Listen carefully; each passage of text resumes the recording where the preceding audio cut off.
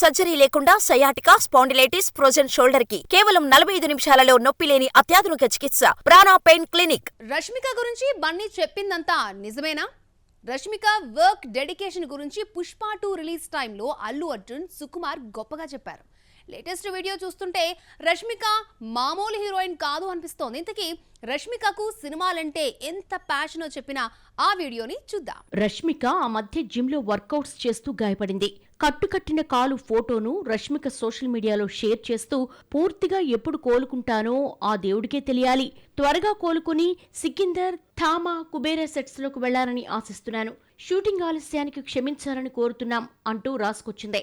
ఈ లెక్కన సల్మాన్, సికిందర్ ఈద్ కు రావాలంటే రష్మిక కోలుకోవడంపై సినిమా రిలీజ్ ఆధారపడి ఉందన్నమాట.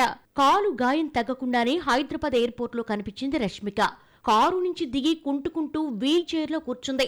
గుర్తుపట్టకుండా మొహాన్ని మాస్క్ తో, క్యాప్ తో కప్పేసింది. అయితే ఆమె ఫ్యాన్స్ గుర్తుపట్టేసరికి హాయ్ చెప్పింది రష్మిక. ఈ వీడియో సోషల్ మీడియాలో చక్కర్లు కొడుతోంది. రష్మిక నటించిన హిందీ మూవీ ఫిబ్రవరి 14 రిలీజ్ అవుతోంది. సినిమా ప్రమోషన్ కోసమే ముంబై వెళ్లిందట. గాయం తగ్గకుండానే కుంటుకుంటూ ప్రచారం కోసం వెళ్లడంతో వర్క్ పట్ల ఈ అమ్మడుకున్న సిన్సియారిటీని మెచ్చుకోకుండా ఉండలేకపోతున్నారు నెటిజన్లు. పుష్ప 2లో శ్రీవల్లిగా పర్ఫార్మెన్స్ తో ఆకట్టుకుంది. ముఖ్యంగా జాతరలో సీన్ ఈ అమ్మడికి ప్రత్యేక గుర్తింపు తీసుకొచ్చింది.